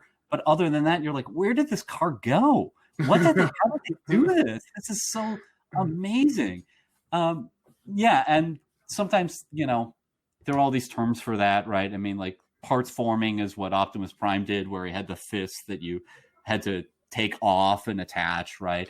And now they call it like panel forming, where you have something split up into panels, so you can basically have one shape turn into a totally different shape. But that kind of like mass shifting that they did on the show of like something big turning into something small, they've gotten to the point where, because of all this sort of panel forming and restructuring things, there are things that just are so small in one mode and much bigger in another mode. And you're just like, how is this even possible? It's just stunning, staggering stuff. But sometimes those are more frustrating transformations. But some people like it to be complex. The downside is, you can't really play with it. Like, you're not going to fit it with a masterpiece, but like a Generations Cosmos or something, it's just like, you're on the phone, I'll just transform it while I'm on the phone. Yeah. No, and that's the thing. I think that the thing I'm like, talking to you and also say some of these things I've watched, and I'm, we talked about the film, and I love the film, and I love that G1 cartoon, especially the first two seasons, like, that original run. That's Transformers to me. And I've read some, I had some of the first toys, but that to me is just Transformers. So, and I've read some of the comics. I've read these IDW stuff, and I've seen some of the modern toys, and some of the games. So there's a couple of computer games that look pretty cool as well. I haven't really played them, but there's a couple that look pretty good. But what I love about Transformers, again, more than any other franchise, is its multimedia appeal. Like, if you want, you can be all encapsulated. Like, you can cover off everything. Like, I've got the comics, I've got the DVDs and the Blu-rays, the films and everything, then the toys, and then this and that. Like, the lunchbox, you can have the lot. But if you want, you can focus in on the toys, and you haven't really got to worry about anything else. Or you can focus in on the TV shows, and you can be all in on those and the lore and the design, that you said, the character designs and the different stories. Or you can go into the comics, or it's just so diverse that it's so sort of, I don't think I can't think of any other franchise that allows you to have that level of sort of variance and flexibility. Yeah, I do occasionally have days. I mean, where I think, am I a little too obsessed with this? No, never. Well, so the one game that I still regularly play or have played in the last year or so on my tablet / phone devices is Transformers Earth Wars. And it's not a great sophisticated game or anything, but I'll play that, and I smoke, so I'll go outside and have a cigarette, and I'll hop on and do a couple battles and get some experience and complete buildings and stuff like that. And there are days where, like, I'm watching a Transformers show, and I'll think, oh, I'll have a break.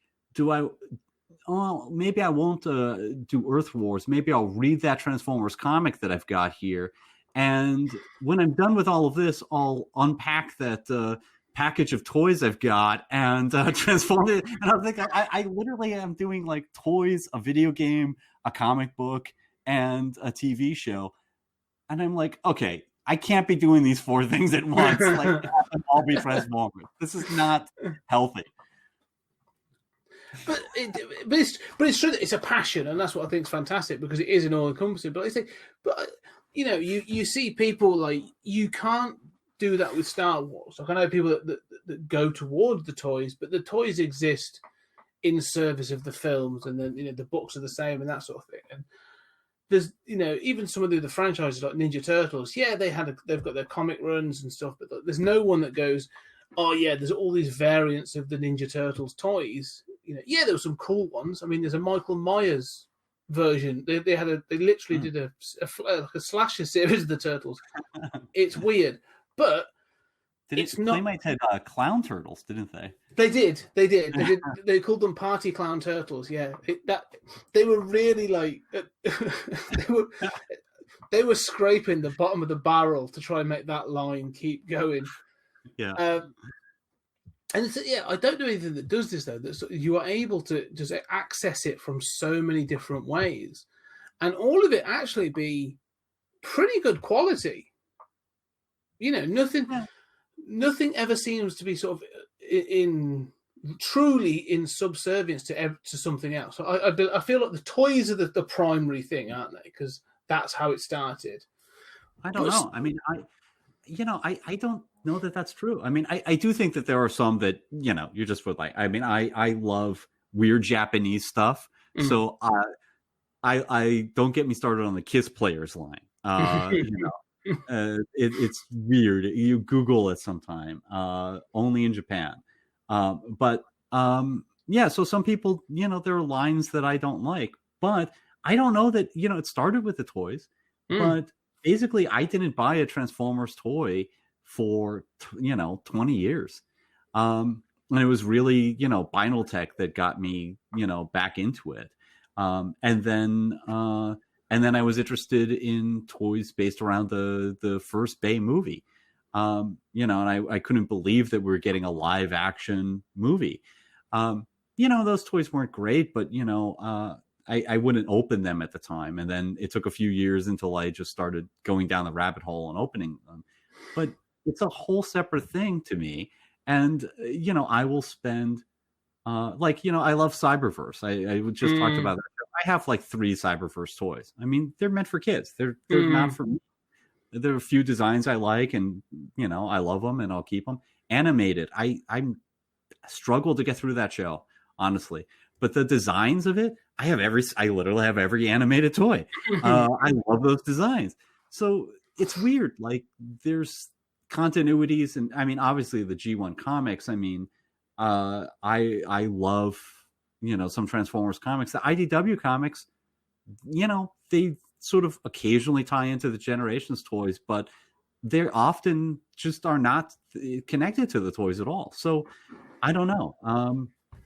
I feel like there's not any one that's primary with Transformers. And that's the beauty of it. Like, nothing is subservient to anything else. Like, it's not like one exists to sort of serve the other. You could easily just, like, if you wanted to and just love the comics, you could just read the comics and never pick up a toy, or never watch an animated film, like, or the cartoon. Like, you could. Or if you you want to just watch the cartoons, like, you can. Like, I think this is the beauty of this franchise. I don't think it's weird that it's not as mainstream as it was. It's obviously a bit more mainstream these days because of the Bayverse films. Reignited it for another generation. Probably more than some of the cartoons, but it just seems so accessible in so many different ways. I just don't think any other franchise is. Maybe, if you were to look at the MCU and the Marvel comics, but they haven't got like toys and everything else. Like, it's just those, really. Yeah, this has got so much more. But even like with Marvel, like, the big problem with that is if you say, well, where do I start?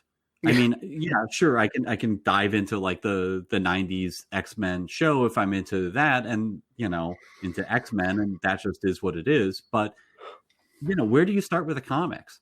I mean, you can say like, okay, start with the Ultimates, start with the Ultimate line that influences the movies, but that's going to stop at some point and then merge with the regular Marvel universe, which has its own convoluted 50-year history. I mean, there's that whole problem of like, what do you give people for where to start? No, it's funny because it's one of the things that sort of you're right, especially with the Ultimates, because the Ultimate starts well and ends up with was it Ultimatum, terrible. Yes. So it's sort of like the payoff to the whole thing is dreadful. So, and has some really awkward comics in it, like some really odd stuff in the whole Ultimates line. But yeah, no, the thing with obviously tragically, Chadwick Boseman died recently of cancer, and so there's been this wonderful outpouring for him, and sort of it seems like he was a genuinely wonderful person, and so and Marvel on Comixology were giving away for 24 hours every single Black Panther comic for free. Wow! And so I went That's on awesome. there, yeah, and I was like, because I really want to read the latest run and catch up on that, because I've read the first trade and I was like, this is great, I really want to read more. So I went and got that, and I've got the Christopher Priest run, and then there's a run in the middle of that. I can't remember who writes it now, unfortunately, but it's drawn by J.R. John Romita Jr. And I was like, oh yeah, I'll get that. And like, all of a sudden, like I said, you're going, oh, well, should I go back further? And you're like, no. I've got to draw a line, like But I got like £150 worth of comics for like free. I couldn't believe it. It's incredible. But yeah, you're right. You could just keep digging and digging and digging, and then it's sort of like, oh, okay, you sort of got to draw a line. But with Transformers, it just seems a little bit more accessible. Like there's an origin and a start point, and you can pretty much pick it up from there. Yeah, I mean, it's weird that all of my instincts and all of the world we live in, right? Especially post MCU, is sort of like connect everything, right? I mean, that's where you and I primarily came from reading comics. I mean, DC and Marvel, the whole idea was connect everything. Even the early Transformers comics, because they were done by Marvel, have Spider-Man in it. Yes. Yeah. So, you're supposed to connect everything. So there's a part of me that just goes like, oh man, I want more stuff set in that G1 continuity. I mean, I'm still reading G.I. Joe, A Real American Hero, continuing the original G.I. Joe comics. I love that stuff. But the flip side is with Transformers, all of those different shows, I mean, all in their own continuities, you can, at this point, you can show somebody and say like, okay, well, where are you on the spectrum of what you're looking for? Do you want something stylized in its art? Do you want something realistic in its art? Do you want, something older? You like 80s cartoons. You want something newer that's, CGI. You have Beast Wars. You want something aimed for kids. We've got everything from, like rescue robots to, like Cyberverse and, animated, and then like Prime, which is kind of like a little more PG, and then the Bayverse stuff. I mean, there's so many, almost because it keeps getting rebooted constantly and there are multiple iterations running simultaneously and there's continuity is kind of an afterthought, at least between those. They've tried to do it and it just doesn't work. They give up on it. I mean, then there's so many different versions you can look at, and you're always looking at, I think what's frustrating for that as a fan is that, like, you don't have that longevity like G1, except in Japan. I mean, reading all that manga and stuff, it doesn't continue for 60 years, right? But the cool thing is, like, you're always going to be reading or watching a different version of this story, a different, like, Siege has a very mercenary Bumblebee. I mean, Bumblebee is like this, he's got a very set kind of character. He's a very lovable guy, and they went against that. And it's not my Bumblebee, but I love that they did that. I mean, in what other franchise would you even try that? That's awesome. Yeah, that's it. You've got that flexibility. Like, I suppose, you've it's almost like an editing dial, isn't it? Like, okay, well, in order to we're going to really ratchet up then sort of this kind of version of Bumblebee, but in order for things to sort of not feel too changed, we'll make sure that Prime stays the same, and we'll introduce, you're going to have an Ironhide and you're going to have an Ultra Magnus, but then also we're going to ratchet up Ratchet, that sort of thing. So, you can get away with that where you probably couldn't. Again, you couldn't do that in other franchises. The only thing they ever seem to do, is I don't know if you read them in the 90s. They did. I mean, the Ninja Turtles is probably the only one that's gone through similar tonal iterations. You had the sort of the 80s, early 90s cartoon. It's very silly. Then you have the early 2000s, and they've gone through the Nickelodeon versions.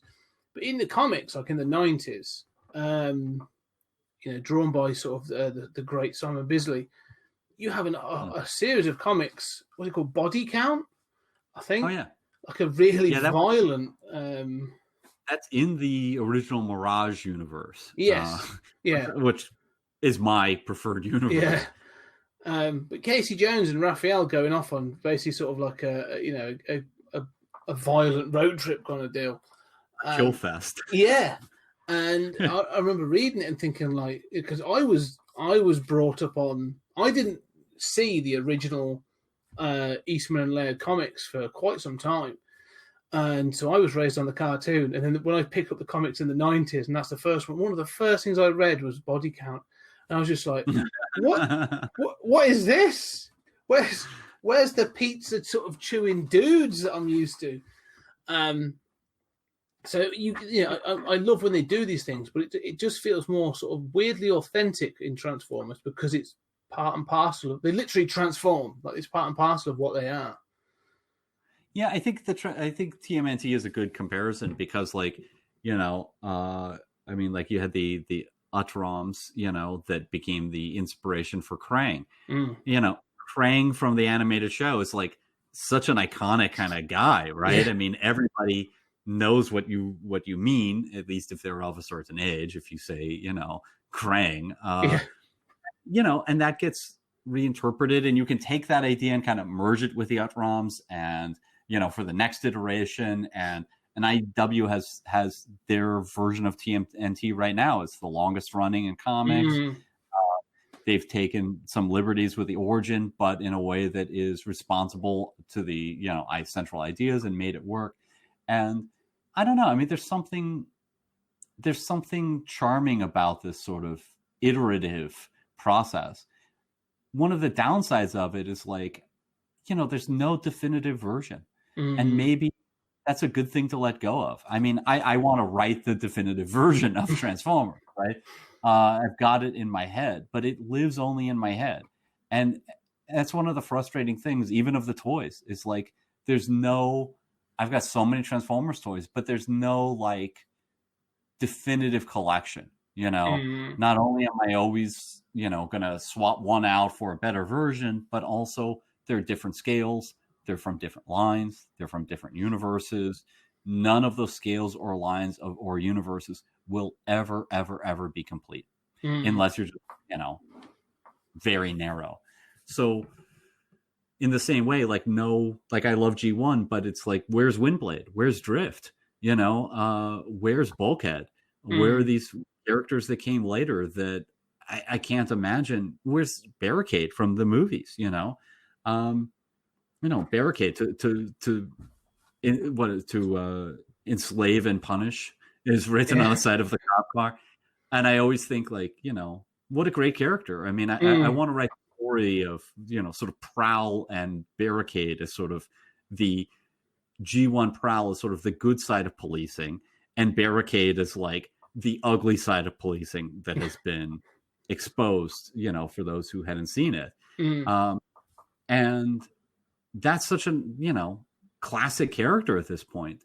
You think, like, well, how can you do a version of Transformers that doesn't have that? He didn't even exist until 2007. Yeah. So maybe the idea of like a definitive version is something that it's healthy to let go of. I don't know. Again, I don't know. It depends. Sometimes it depends on the It depends on the flexibility of the franchise. And again, weirdly, the more you move away from human protagonists, the more you can do that. Again, I'll use, if we stick with, the 80s sort of franchises, and again, they all have slightly different origins, but I think because Ghostbusters comes from a film, you do have the definitive Ghostbusters. It's Bill Murray, Dan Aykroyd, Harold Ramis, and Ernie Hudson. Like, that's the definitive Ghostbusters, and then from there they've sort of done the real Ghostbusters, but you can't move away from that fixed model because you sort of have that sort of fixed thing. With the Ninja Turtles, you've got to have 4, but you can do variances and stuff on that a little bit. Well, they did move away from the model with Ghostbusters. They did, and right. although I admit I kind of like the Extreme Ghostbusters, I enjoy it. It's clear why it didn't. It feels like it's a very 90s cartoon, but I don't know. It just sort of there's a way you can do it and a way you can't do it, and it's why I'm curious. Like, why didn't Thundercats last longer? Because they could have done so much more with that. That's another one that you could have all kinds of iterations of that. And Voltron's that way too, right? I mean, there's only been. I mean, Netflix is having success with that, and that's great. And now you've got the kid Thundercats show, right? Which, all guys our age are online going, "I'm so angry." Be happy, dude. Yeah, it's not, you don't have to like it. I don't know. There was I have to admit there was an anime version of Thundercats. About 7-10 years ago, not that long ago. That was really good, and people sort of railed against that because it wasn't the original. You go back and watch the original, and you go, the original's not that good. No, it's not. No, I mean, none of this, is all that good. And I don't know. I was thinking, in terms of things being definitive, that there isn't a single vision. All of these are corporate produced stuff, right? But, I think when you're thinking about these franchises, it helps that there isn't a single vision, right? That it's not just one artist or one director that did it. I mean, Ghostbusters has that problem, right? Because you basically have 2 movies in the original. And, you could probably switch that stuff up a lot more than they've tried and get away with it and have it be successful. But you've got to try multiple iterations, and half of them aren't going to work. And you have to just give it to different people and let them go with it. I think Thundercats is the same way. I mean, you could do a great Thundercats, but you have to just give it to different people and let them go with it. And part of that is the freedom to do a Beast Wars. Part of that is the freedom to just say, it's like when we talk about these movies, we talk about these reboots, I'd almost rather it be a strong vision than it be my vision or anything that I'm even going to like. Go for it. Do a different version of Batman. Do a different version of, Thundercats. I don't have to like it. Somebody's going to like it, and it's going to be their version. And if nothing else, there'll be some idea from it that will persist. Yeah, I mean, Batman, you just mentioned Batman, sort of as we wrap up. Batman's a really good example because obviously everyone, from an animated point of view, everyone talks about, Batman the Animated Series, and rightfully so, because a large portion of that is excellent. I won't say that it's all top-notch. There are some episodes that are pretty, crap. But what they did with the Batman, then, there was obviously, they went off and did The Batman, which I think is massively underrated. I really like that. Then there's Batman the Brave and the Bold, which I again is so much fun, but such a different tone. The Aquaman, Arthur Curry from Batman the Brave and the Bold is fantastic. He's such a great, true comedy character. And then they did again. It was just called.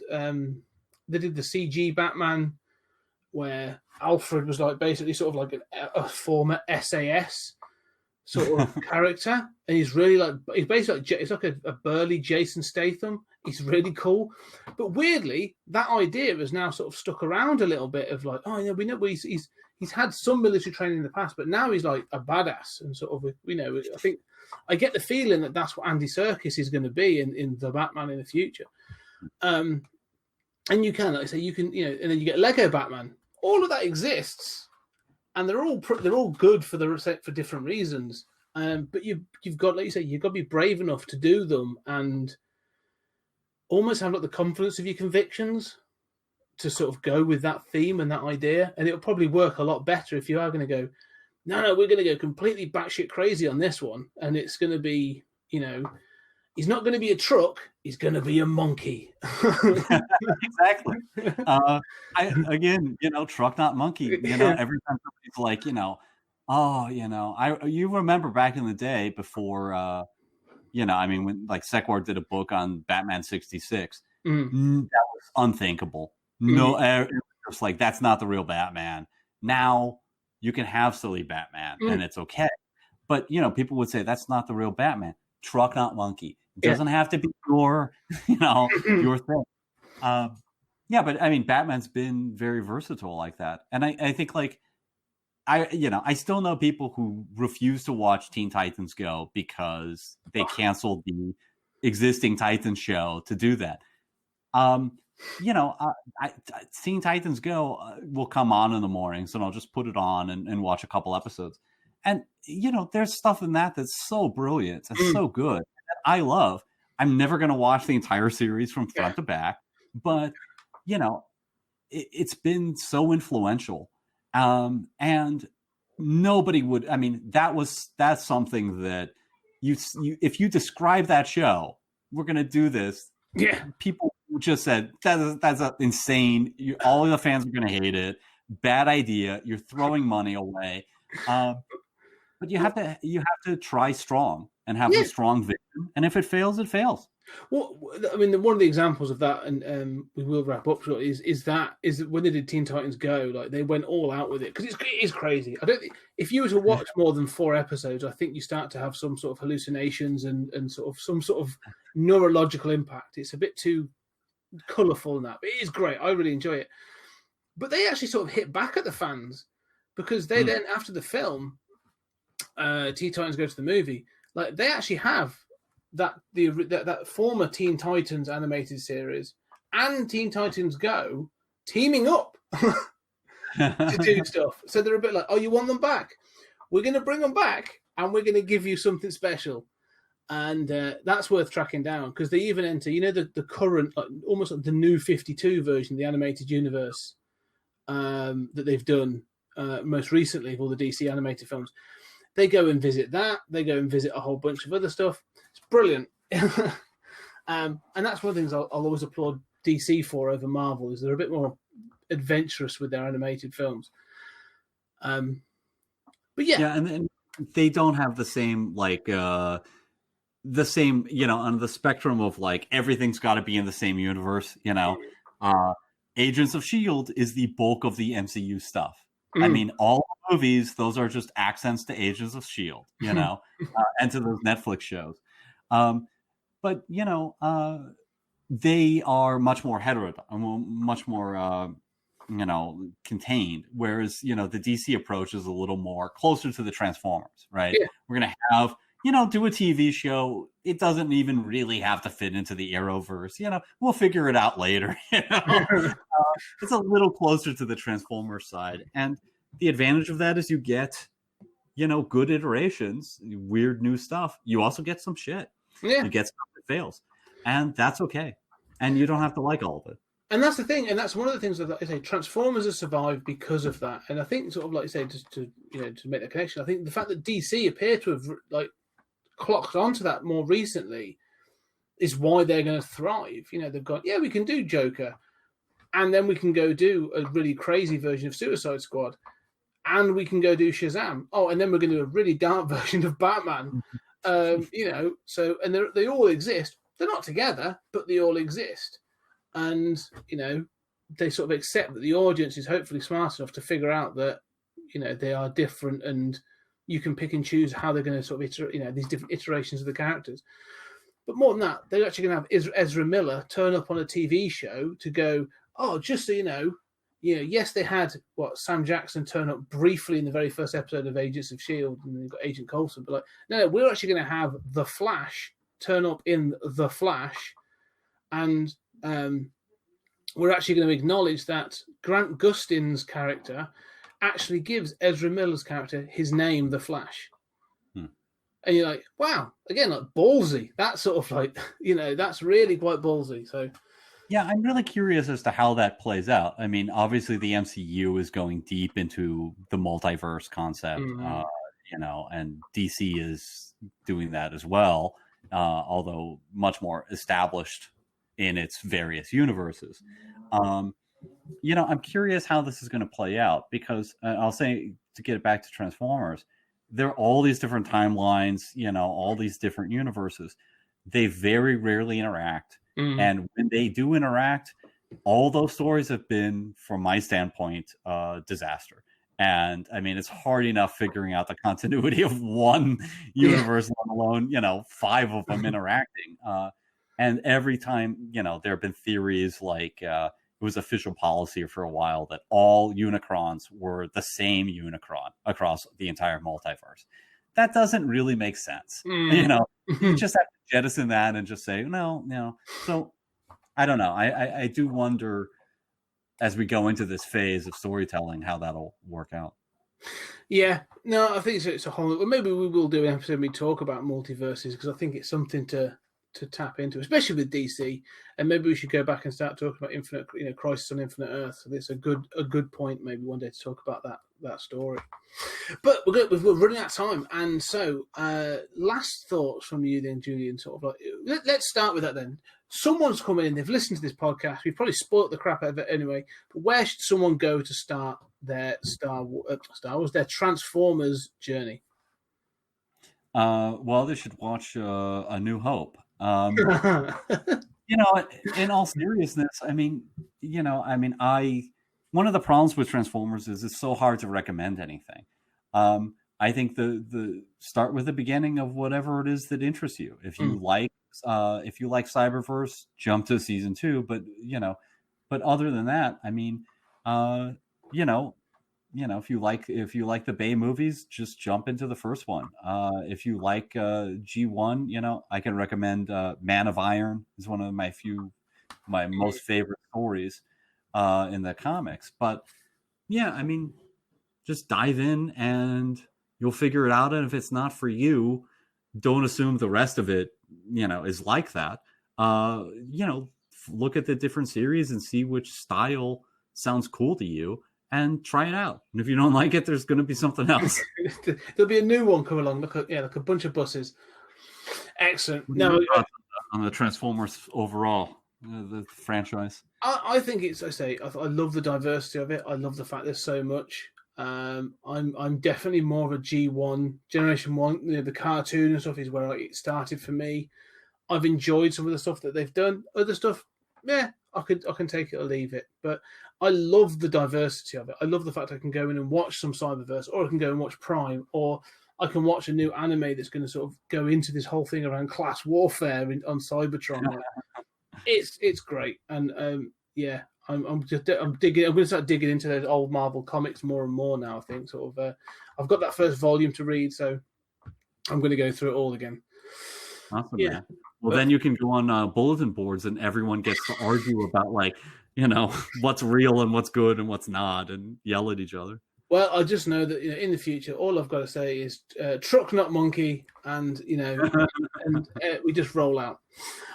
Right, quickly to run there. But thank you very much, Julian. I've loved talking about Transformers and everything around it. So thank you for coming on the podcast. Always a pleasure. Yeah, and we'll be back for Stories Out of Time and Space. So go check it out. But go check us out, 20th Century Geek. You can find us at 20th Century Geek on Twitter, on Facebook, on Instagram.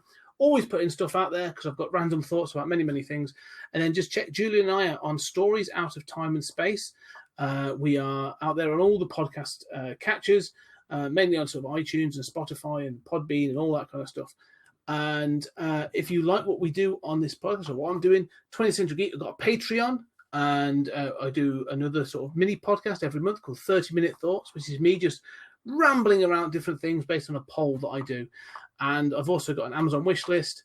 And yeah, just go and find out. And if the best thing, if you don't want to spend money or do anything else, just give us a review. Go on an an podcast catcher and leave a review. It's greatly appreciated.